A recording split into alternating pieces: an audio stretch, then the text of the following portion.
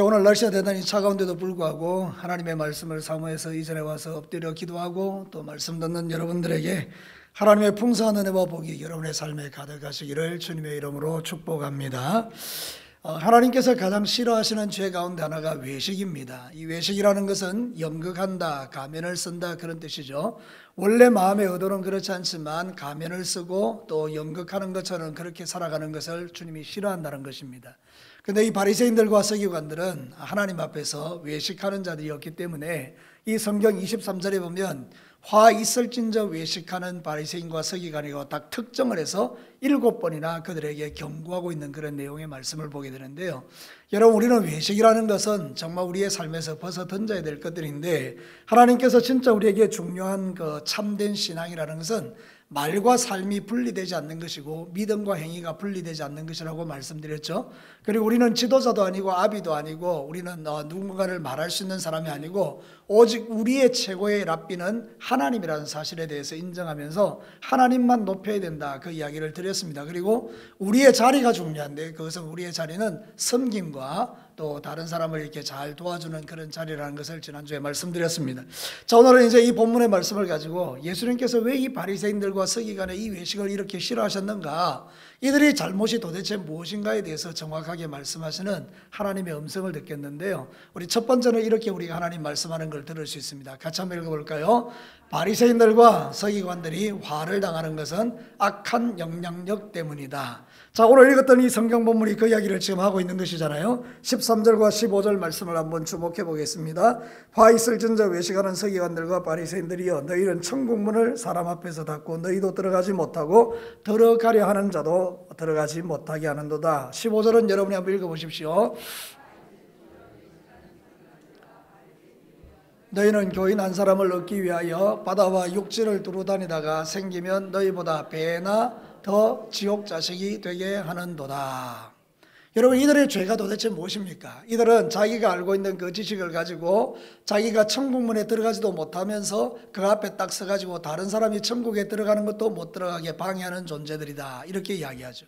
그리고 자기들은 교인 하나 얻기 위해서 열심히 돌아다니다가 한 사람의 교인을 얻게 되면 그 사람을 배나 지옥 자식으로 만든다, 이렇게 말하죠. 이게 바로 악한 영향력이라는 것입니다. 여러분, 내가 내 안에 있는 좋은 것들이 있다면 옆에 있는 사람이 좋은 영향을 받겠죠. 근데 내 옆에 있는 사람이 악하면 그 악한 영향을 내가 받게 되겠죠. 그러니까 우리는 신앙생활 할 때 우리가 어떤 자가 되어야 된다고 성경이 말하는 것입니까? 우리는 선한 영향력을 행사하는 사람이 되어야 된다, 그런 뜻입니다. 우리 주변에는 나에게 영향받는 사람들이 많이 있습니다. 저에게는 성도들인 여러분이 될 것이고, 여러분들은 가정에 돌아가면 자식들이 바로 여러분의 영향을 받는 사람이 될 것이고, 직장 생활을 하면 직장의 동료들이 여러분의 영향을 받는 사람이 아니겠습니까? 그러면 주께서 우리에게 원하시는 것이 뭐냐? 나를 통해서 뭐가 흘러가게 하는 것입니까? 선한 영향력이 흘러가게 하는 것입니다. 그런데 이 바리새인과 서기관들은 율법으로 구원을 받는다는 생각을 가지고 자신들이 율법을 지키는 그걸 가지고 다른 사람이 예수 믿고 구원받으려고 하니까 그걸로 구원받으면 안 돼, 못 받아, 너희들도 율법을 지켜야 돼, 이러면서 악한 영향력을 행사해서 그들로 하나님 앞에 오지 못하게 가로막았다. 이게 외식이다. 그래서 하나님은 그들에게 화가 있을 것이다, 이렇게 이야기하는 것입니다. 성경은 우리에게 분명히 말합니다. 저와 여러분을 통하여 좋은 영향력이 흘러가기를 주님이 원하십니다. 마태복음 5장 16절은 잘 아는 말씀입니다. 같이 한번 읽어볼까요? 이같이 너희 빛이 사람 앞에 비치게 하여 그들로 너희 착한 행실을 보고 하늘에 계신 너희 아버지께 영광을 돌리게 하라. 성경의 가르침은 똑같습니다. 성경은 틀린 게 없습니다. 성경이란 모든 성경이 이렇게 말합니다. 네가 진짜 예수 믿었냐? 그럼 그 예수 믿은 거 가지고 착한 행실을 통해서 주변에 있는 사람들이 네 행위를 보고 하나님께 영광을 돌리게 하라, 이렇게 말하는 것입니다. 주님 오시는 그날까지 저와 여러분의 말과 행실을 통해서 하나님께 영광을 돌리는 선한 영향력을 행사하는 멋진 그리스도인들이 되시기를 축복합니다. 여기 화 있을진저 할 때 이거는 우아이라 그러는데 이게 뭔가 저주받을 것이다, 그런 뜻이에요. 하나님은 강력하게 경고하는 것입니다. 너희들이 만약 그렇게 계속해서 악한 영향력을 행사하고 살면 너로 말미암아 지옥 가는 사람을 만들어내면 너는 반드시 저주를 받을 것이라고 경고하고 있는 것입니다. 여러분, 하나님의 진짜 복음은 사람을 변화시킵니다. 하나님의 진짜 복음은 나를 바꾸고 세상을 바꿉니다. 근데 가짜 복음은 어떻습니까? 한 사람도 변화시키지 못하는 것입니다. 그러니까 여러분, 우리가 진짜 복음을 가진 자로서 우리 주변에 있는 많은 사람들에게 선한 영향력을 행사해서 많은 사람들이 주의 전에 와서 말씀 듣고 변화받고 구원받고 하나님의 자녀가 되는 이런 일들이 우리 진교교회의 또 여러분의 인생 가운데 가득하게 되기를 축복합니다. 성경은 우리에게 이렇게 또 권면하기도 합니다. 디도서 2장 7절과 8절을 한번 보겠습니다. 범사에 내 자신이 선한 일에 본을 보이며 교훈에 부패하지 아니함과 단정함과 책망할 것이 없는 바른 말을 하게 하라. 이는 대적하는 자로 하여금 부끄러워 우리를 악하다 할 것이 없게 하려 함이라. 우리 예수 믿는 사람은 범사에, 이 범사라는 게 뭐죠? 모든 일에, 기쁠 때나 슬픈 때나 눈물 날 때나 또는 좋을 때나 모든 범사에, 내 뜻대로 될 때나 안 될 때나 하여튼 모든 범사에 우리가 본을 보여서 정말 예수 믿는 사람 멋지다, 저 사람들이 바로 승리자다, 그러면서 사람들로 하여금 나도 예수 믿고 싶다는 그런 매력적인 그리스도인들이 되시라는 그런 뜻입니다. 우리 예수님은 가는 곳마다 그 매력을 드러내셨죠. 우리 예수님은 12명의 제자를 부르셨습니다. 그리고 비록 한 명 가룟 유다를 빼고 나머지 11명이 세상에 나가서 삶을 변화시키고 세상을 변화시켜서 지금 온 세상 가운데 주의 복음이 넘쳐나게 한 것은 예수 그리스도의 선한 영향력이죠. 오늘도 우리가 누구를 믿습니까? 예수님을 믿습니다. 다시 우리가 누구를 믿습니까? 예수님을 믿습니다. 예수님이 선한 영향력을 행사한 것처럼 내 안에 계시는 예수님을 통해서 여러분들도 선한 영향력들이 나타나야 되기를 주님의 이름으로 축복합니다. 하나님 나라의 백성들이 누구냐? 그 한 사람 때문에 주변에 있는 많은 사람이 선한 영향력을 받는 것입니다. 여러분, 제가 이 광곡천에 걸어 올라갈 때 어떤 때는 보면 광곡천이 막 흙탕물이 막 흘러내려와요. 요즘 같은 데는요, 물이 너무 깨끗해요. 그래서 보면서 느끼는 거예요, 내 마음을. 어떤 데는 내 마음에 흙탕물이 가득해서 내게서 나오는 것이 악한 것이 나갈 수도 있겠고, 어떤 데는 내 마음이 정말 거울같이 깨끗해서 맑아서 많은 사람들을 행복하게 하는 사람이 될 수 있다면 그 광곡천을 보면서도 하나님의 계시를 보는 거예요. 깨끗한 사람이 되어야 되겠다, 깨끗한 마음으로 살아야 되겠다, 깨끗한 신앙 살아야 되겠다, 그런 생각을 하게 되는 거예요. 여러분의 마음 중심에 예수님 때문에 여러분의 모든 마음이 거룩해지고, 그래서 선한 영향력이 나타나서 여러분의 자녀들이, 여러분의 삶의 터전에 만나는 모든 사람들이 여러분 때문에 또 저 때문에 행복해지는 은혜가 있게 되기를 주님의 이름으로 축복합니다. 첫 번째 우리가 말하는 게 이거예요. 왜 이들이 하나님 앞에 화를 당하게 되느냐? 바리새인과 서기관들이 악한 영향력 때문이다. 그럼 우리가 반대로 우리가 하나님 앞에 진짜 복받는 비결이 뭐냐? 내 안에 계시는 예수님을 통해서 어떤 영향력을 행사하라고요? 선한 영향력을 행사하는 것입니다. 여러분은 하나님의 사람들입니다. 여러분은 그리스도 예수의 사람들입니다. 여러분들은 어디 가나 선한 영향력을 행사할 수밖에 없는 사람들입니다. 왜냐하면 우리 안에 누가 계시기 때문입니까? 예수님이 계시기 때문입니다. 믿으시면 아멘입니다. 자, 두 번째 메시지를 한번 들어보겠습니다. 같이 한번 읽어볼까요? 바리새인들과 서기관들이 화를 당하는 것은 거짓된 탐욕 때문이다. 여러분 16절 말씀을 한번 볼까요? 이렇게 나와 있어요. 화 있을진저 눈먼 인도자여, 너희가 말하되 누구든지 성전으로 맹세하면 아무 일이 없거니와 성전의 금으로 맹세하면 지킬지라 하는도다. 이렇게 이야기해요. 여러분 18절 말씀도 한번 보도록 하시겠습니다. 너희가 또 이르되 누구든지 제단으로 맹세하면 아무 일이 없거니와 그 위에 있는 예물로 맹세하면 지킬지라 하는도다. 여러분 어떻습니까? 이 말씀이 이들이 정말 웃기지 않습니까? 뭐라고 이야기하냐면 성전으로 맹세하는 거 안 지켜도 된다. 근데 성전에 있는 금으로 맹세하면 반드시 지키라. 그럼 성전이 큰 거예요? 금이 큰 거예요? 이들의 관심은 금에 있는 거예요. 제단 위를 두고 맹세하는 거 괜찮다, 맹세한 거 안 지켜도 된다. 그런데 제단 위에 예물이 있는 거 그거 가지고 맹세하면 반드시 지켜라. 그럼 이 제단이 중요한 거예요? 예물이 중요한 거예요? 그렇죠, 예물이 중요한 거예요. 이 바리새인과 서기관들의 관심이 하나님에게 있는 게 아니라 그런 뜻이죠. 뭐에 있는 겁니까? 돈에 있는 것입니다. 물질에 있는 것입니다. 하나님이 아니라 나를 풍성하게 만들어주는 거기에 관심이 있는 거예요. 그러니까 여러분, 이 사람들의 마음에 탐욕이 가득한 것을 예수님이 보신 거예요. 너희들은 겉으로는 거룩한 체 하지만 실제 네 마음속에는 탐욕이 가득하구나, 이 이야기를 지적해 주는 거죠. 여러분, 지금 우리가 마지막 시대를 살고 있는데 우리의 관심은 어디 있습니까? 하나님입니까? 돈입니까? 이런 질문할 때마다 여러분 너무 괴로워 죽겠죠. 여러분, 제가 그래도 여러분에게 질문을 드리는 이유는 우리가 하나님 앞에 솔직해질 필요가 있지 않습니까? 저도 여러분도 여러분 돈을 가지고 사는 거 필요하니까 이건 중요한 거예요. 문제는 뭡니까? 돈을 뭐 하는 걸 하나님이 경고하시는 거예요? 돈을 사랑하는 거죠. 뭐보다 사랑하는 거예요? 하나님보다 사랑하는 거예요. 그래서 우리가 신앙생활 할 때 하나님은 없어도 괜찮은데 돈이 없으면 죽겠어요. 그럼 이게 바로 바리새인들의 신앙생활이라는 거예요. 바리새인들과 서기관들의 중심은 하나님이 아니고 돈에 있으니까 돈은 없으면 안 되는데 하나님은 없어도 된다. 이걸 하나님께서 보고 너희들은 외식하는 것이고 그것 때문에 너희들이 화를 받을 것이다. 이렇게 이야기하는 거죠. 우리의 마음의 중심을 늘 살펴서 하나님이 돈보다 더 크게 되는 것, 그게 바로 진짜 믿음인 줄로 믿습니다. 하나님과 물질은 비교의 대상이 아니죠. 성경이 이렇게 말합니다. 마태복음 6장 24절 같이 한번 읽어볼까요? 한 사람이 두 주인을 섬기지 못할 것이니 혹 이를 미워하고 저를 사랑하거나 혹 이를 중히 여기고 저를 경히 여김이라. 너희가 하나님과 재물을 겸하여 섬기지 못하느니라.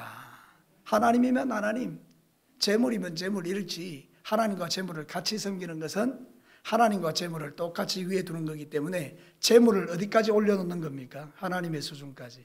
그게 우상숭배라는 것입니다.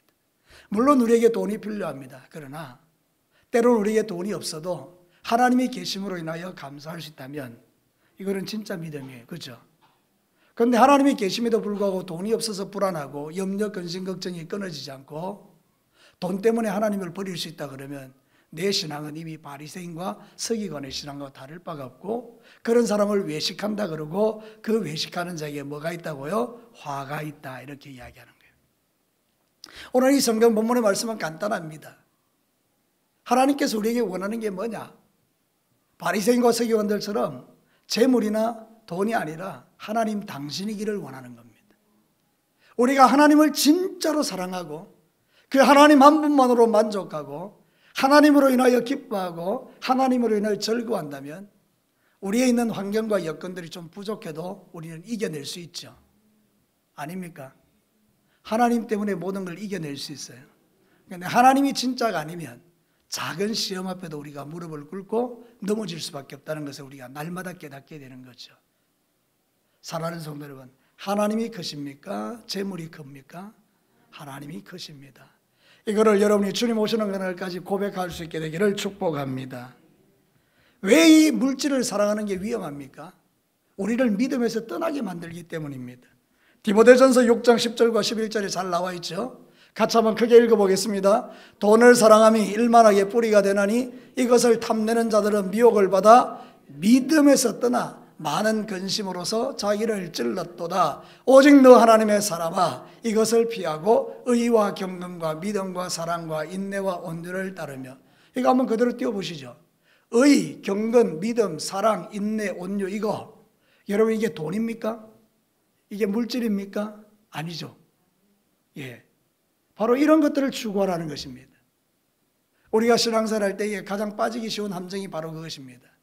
우리가 세상을 살다 보니까 먹고 살아야 되고 그게 잘못됐다는 것이 아니라 그것이 내 인생의 주가 되고 하나님이 2인자가 되면 이게 신앙이 뒤바뀐 거라 그런 뜻이고 하나님이 우리에게 원하는 건 그게 아니고 하나님이 앞에 가시고 물질은 뒤에 따라가는 것 이게 진짜라고 우리에게 가르치고 있는 것이죠. 혹시라도 저와 여러분의 마음속에 돈 때문에 하나님보다 그 돈이 훨씬 크게 보이는 믿음을 우리가 살아가고 있다면 한 번 정도는 멈추어서서 우리가 돈을 사랑하는 마음을 좀 내려놓고 하나님을 사랑하는 마음이 더 커질 수 있게 되기를 주님의 이름으로 축복합니다. 그래서 오늘 우리 김 목사님이 찬양했던 것처럼 주 예수보다도 귀한 것은 없네. 이 세상 부귀보다도 주 예수 사랑하는 게 더 크다고 찬송할 수 있는 것은 이게 우리의 진짜 고백이라는 것이죠. 오늘도 여러분이 신앙생활 할 때에 우리의 믿음을 한번 점검해 볼 필요가 있습니다. 저도 여러분도 믿음을 점검해 볼 필요가 있습니다. 돈으로는 절대 가지 못하는 나라가 있습니다. 뭡니까? 하나님 나라입니다. 돈으로는 절대 살 수 없는 게 있습니다. 그게 뭡니까? 믿음입니다. 믿음은 천국은 돈보다 훨씬 큰 것입니다. 그러나 우리가 돈을 붙들고 삶을 살아가면 결국 하나님을 놓치게 되는 것입니다. 지금 이 마지막 시대에 많은 한국교회 그리스도인들이 여러분 왜 우리가 신앙생활이 헷갈리고 신앙생활을 똑바로 하지 못합니까? 그것은 우리의 마음속에 돈이 주인 되었기 때문에 돈 때문에 하나님을 떠나는 사람들이 많다라는 것입니다. 여러분, 돈과 하나님은 바꿀 수 있는 가치가 아닙니다. 하나님 한 분, 그분을 내 인생에 가장 존귀히 여기고 하나님만 섬기면서 하나님이 주시는 물질을 가지고 선한 일도 많이 하고 자녀들도 양육하고 하나님 나라도 이루어가는 그런 성도들이 되시기를 축복합니다. 이 말씀 다 이해가 되시죠? 너무 어려운 말씀 아니죠?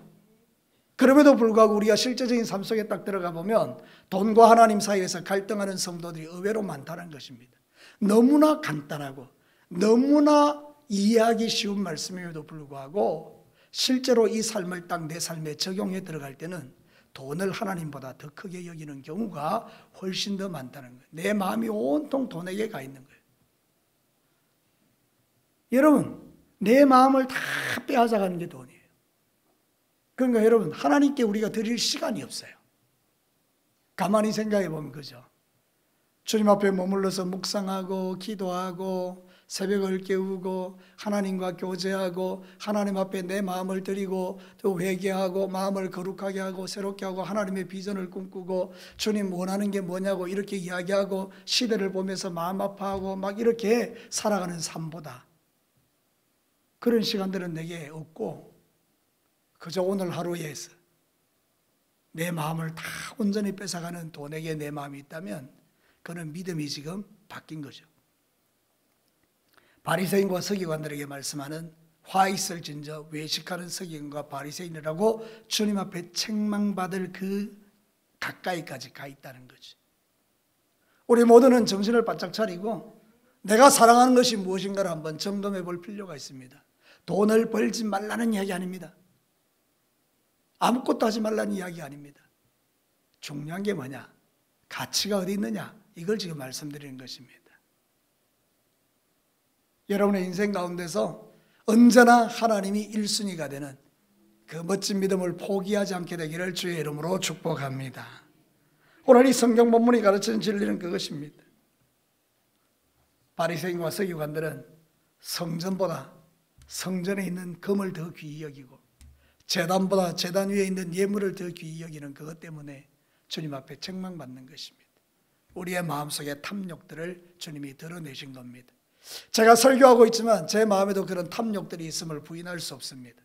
그러나 우리의 싸움은 이 탐욕을 내리고 하나님을 더 존귀히 여기는 믿음을 갖기를 늘 깨어 기도하고 나가는 것입니다.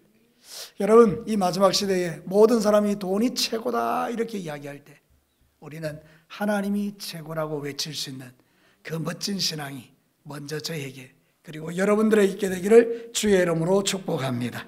자, 마지막 세 번째 한번 보도록 하겠습니다. 같이 한번 읽어볼까요? 바리새인들과 서기관들이 화를 당하는 것은 더 중요한 것을 버렸기 때문이다. 여러분, 오늘 이 바리새인과 서기관들이 보면요 놀랍습니다. 신앙생활의 모습이 정말 놀랍습니다. 23절을 한번 보겠습니다. 화 있을진저 외식하는 서기관들과 바리새인들이여 너희가 박하와 해양과 근처의 11조는 들이되 율법에 더 중요한 바 정의와 긍휼과 믿음은 버렸도다. 그러나 이것도 행하고 저것도 버리지 말아야 할지. 여기 더 중요한 것이라는 단어가 나오죠. 여러분, 여기 보니까 이 바리새인과 서기관들이 11조를 어디까지 드리는가 하면 채소 있잖아요.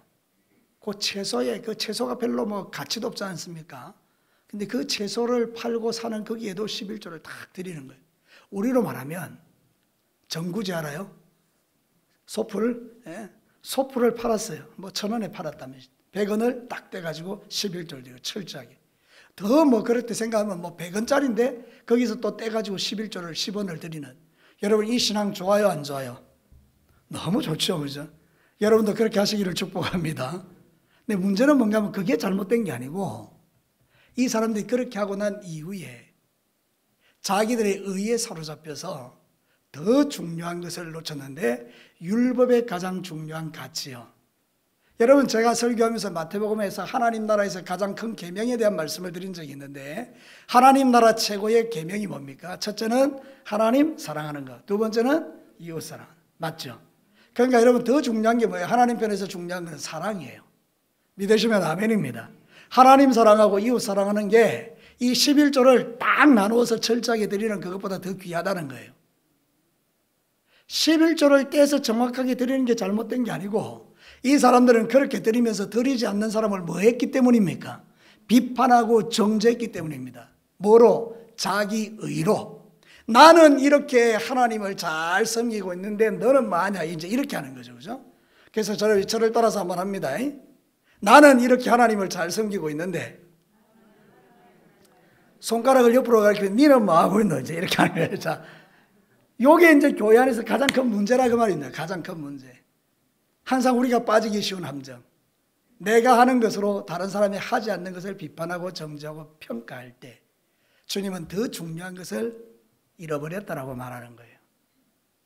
무슨 말씀인지 이해가 되셨습니까? 왜 서기관과 바리새인이 예수님에게 책망받고 화 있을진저 이렇게 말을 듣느냐? 이유가 거기 있었다는 것입니다. 야고보서 4장 11절과 12절에 보면 이렇게 말합니다. 형제들아 서로 비방하지 말라. 형제를 비방하는 자나 형제를 판단하는 자는 곧 율법을 비방하고 율법을 판단하는 것이라. 네가 만일 율법을 판단하면 율법의 준행자가 아니고 뭐라고요? 재판관이로다. 재판관은 오직 한 분이시니 능히 구원도 하시며 멸하기도 하시느니라. 너는 누구이기에 이웃을 판단하느냐? 여러분 잘 들어보십시오. 남을 판단하면요 자기가 뭐가 된다는 겁니까? 하나님이 된다는 거예요. 율법을 만드시고 모든 것을 판단하시는 분은 하나님 한 분입니다. 믿으시면 아멘입니다. 판단은 누가 하신다고요? 하나님. 근데 내가 판단하면 내가 뭐가 되죠? 하나님이 돼요. 이게 죄라는 거예요. 근데 바리새인과 서기관들이 계속 판단하고 있는 거예요. 나는 이렇게 하는데 네 왜 안 해? 나는 이렇게 하는데 너 왜 그래? 계속 판단한다는 거예요. 판단하니까 정죄가 나가고요. 나는 계속 나의 의에 빠지고요. 근데 더 놀라운 거는요. 그 다음에 말씀이에요. 24절 말씀 한번 보시겠습니다. 맹인된 인도자여 하루살이는 걸러내고 낙타는 삼키도다. 이게 무슨 말인지 아십니까? 이 바리새인과 서기관들이 하루살이는 걸러내요. 이게 뭔가 하면 아주 작은 것도요. 철저하게 지킬 만큼 자신들이 깨끗하다는 그런 뜻이에요. 그러니까 이스라엘 백성들의 포도주를 담는데 포도주가 달지 않습니까? 그러니까 하루살이가 날라와서 그게 빠지는 거예요. 그럼 포도주를 담는데 하루살이들이 많이 있겠죠. 그럼 이걸 갖다가 체에다가 놓고 이 포도주를 또 걸르면 포도주는 밑으로 빠지고 뭐 남아요? 하루살이들은 남죠. 그죠? 그걸 말하는 거예요. 그 체에 다 걸려지는 작은 존재. 그것처럼 이 바리새인과 서기관들이 철저하게 자기를 깨끗하게 지킨다라고 말은 해요. 근데 뭐를 삼킨다고요? 낙타는 삼켜요. 이 낙타는 탐욕을 말하는 거예요. 그러니까 그런 작은 것 잘 지킨다고 막 깨끗하다고 자기를 자랑하지만 실제로 뒤에는 엄청나게 탐욕적인 삶을 가지고 형제를 괴롭히고 남의 것 빼앗고 도둑질하는 이런 짓을 하면서도 그 율법 하나 지켰다고 그렇게 이야기한다는 거예요. 그게 주님이 보시기에 가정스럽다 이 말입니다. 앞에서는 대단히 깨끗한 채 하는데 뒤에서는 뭐라고요? 세상에 더러운 짓은 혼자 다 하는 거죠. 이해가 되셨습니까? 이게 바로 하루살이는 삼키고 낙타는 삼킨, 하루살이는 걸러내고 낙타는 삼킨다는 뜻이에요. 우리가 신앙생활 할 때 그런 함정에 빠지기가 쉽습니다. 이게 남의 이야기라고 생각하십니까? 아니요. 말씀을 전하는 저의 이야기이기도 하고 여러분의 이야기일 수 있어요. 그래서 우리가 두렵다는 거예요. 아, 내가 사람들이 볼 때는 깨끗하고 거룩한 채 하지만 사실 뒤로는 엄청나게 내가 나쁜 짓을 하고 악한 일을 하고 음란하고 도둑질하고 탐욕적이고 세속적이고 이러면서 겉으로 깨끗한 채 하는 이 자체에 대해서 주님이 뭐라고 말하는가 하면 외식하는 자요. 그래서 우리는 신앙생활 할 때 항상 점검해 봐야 됩니다. 내가 하루살이를 걸러내는 만큼 낙타도 삼키는 자가 되지 말고 철저하게 하나님 앞에 내려놓고 회개하는 자가 되어야 된다 그런 뜻입니다. 하나님 내가 또 이런 죄를 지었습니다. 겉으로는 깨끗한 자지만 내 안에는 너무 낙타와 같이 더러운 것들로 가득합니다. 이러면서 하나님 앞에 회개하는 그 영혼이 귀하다는 거예요. 그런 영혼이 복된 영혼인 거예요. 주님이 우리에게 원하시는 것은 지금 이런 삶입니다. 마지막 시대에 우리 성도들이 살아내야 될 삶이 바로 이것이라는 거죠. 여러분의 인생 가운데 이런 멋진 믿음의 결단들이 일어나기를 주님의 이름으로 축복합니다. 로마서 2장 1절에 보면 이렇게 말해요. 같이 한번 읽어보겠습니다. 그러므로 남을 판단하는 사람아 누구를 막론하고 네가 핑계하지 못할 것은 남을 판단하는 것으로 네가 너를 정죄함이니 판단하는 네가 같은 일을 행함이니라. 저도 이 말씀이 되게 두려워요. 말씀을 실컷 전해서 이렇게 하지 마세요 이러놓고 내가 그 일을 하고 있다는 거예요.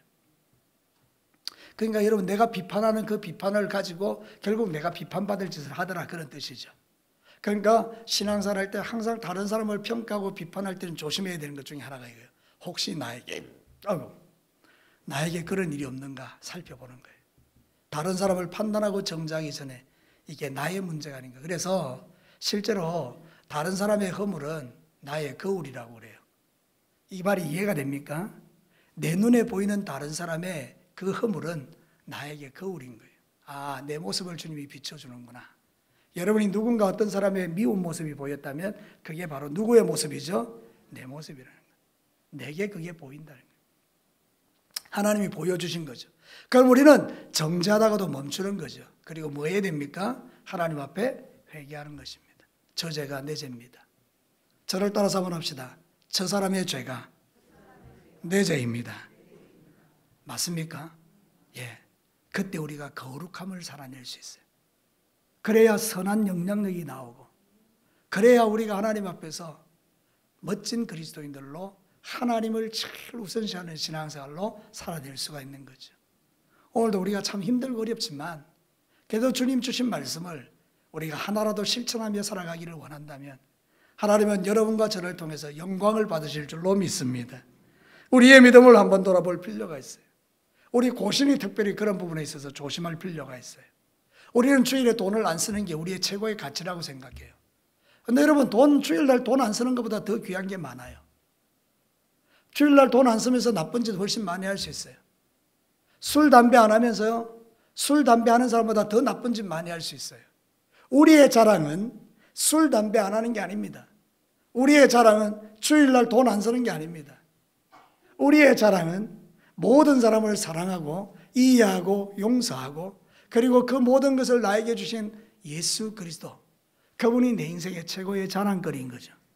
그러면 여러분이 진짜 예수님을 믿으면 내가 그런 믿음의 삶을 살아감과 동시에 그렇게 살지 못하는 자를 비판하고 정죄하는 것이 아니라 오히려 그들을 위해서 축복하고 기도해줘서 그들로 하여금 나와 같은 믿음을 갖도록 도와주는 일을 하는 것입니다. 정죄에서는 사람이 안 바뀝니다. 저를 따라서 한번 크게 한번 해봅시다. 정죄에서는 사람이 안 바뀐다. 언제 사람이 바뀝니까? 이해하고 용서해 줄 때 바뀌는 것입니다. 사람에게 감동을 줄 때 바뀌는 것입니다. 그러면 사람은 다 바뀌는 겁니다. 부모님들이 자녀에게 선한 영향력을 행사하면 자녀들이 다 바뀌는 것입니다. 정죄하기 시작하면 사람은 잘 안 바뀝니다. 계속해서 그 정죄 때문에 더 깊은 그런 수렁으로 들어가는 것입니다. 사랑하는 우리 성도 여러분, 우리 주님은 우리를 정죄하지 않으시고 우리의 모든 허물을 덮어주시고 우리를 긍휼히 여겨주시고 우리를 사랑해 주시고 지금도 우리를 붙들고 계시는 줄로 믿습니다. 그 예수를 믿는 우리는 행복자들입니다. 주님 오시는 그날까지 저주받을 자가 아니라 화 있을진저 외식하는 서기관과 바리새인이라고 책망받는 자가 아니라, 그래 너 정말 내 마음대로 내 말대로 내가 원하는 대로 참 멋진 믿음의 삶을 살아주었구나, 그렇게 주님 앞에 인정받는 그런 성도들이 되시기를 주님의 이름으로 축복합니다. 말씀을 마치겠습니다. 오늘 이 성경 본문에 바리새인과 서기관들이 화를 당하는 이유가 뭡니까? 첫 번째는 악한 영향력을 행사했기 때문입니다. 자기도 천국 못 들어가고 남도 못 들어가게 하고, 한 사람의 교인을 얻으면 배나 지옥 자식 만들어버리는 이 일 때문입니다. 악한 영향력. 우리는 그 악한 영향력을 선한 영향력으로 바꾸는 자들입니다. 두 번째는요, 거짓된 탐욕입니다. 하루 살리는 걸러내면서 깨끗한 척하지만 실제로 낙타를 삼키는 더러운 것들이 가득한 인생, 그걸 주님이 화 있을진저라고 말하니 우리는 신앙생활 할 때에 그런 깨끗한 믿음 생활과 더불어서 내 안에 있는 모든 거짓과 탐욕들을 주님 앞에 철저하게 회개하는 이 믿음의 삶을 지금 살아야 된다는 것이고, 마지막 세 번째는 더 중요한 게 있어요. 그게 바로 이웃을 사랑하고 형제를 사랑하는 거예요. 용서하고 이해하는 거예요. 그래서 우리가 신앙생활 할 때 이런 믿음을 가지고 주님 오시는 그날까지 행복한 신앙생활을 해나가시는 멋진 하나님의 종들이 되시기를 주님의 이름으로 다시 한번 축복합니다. 우리 같이 한번 기도하겠습니다.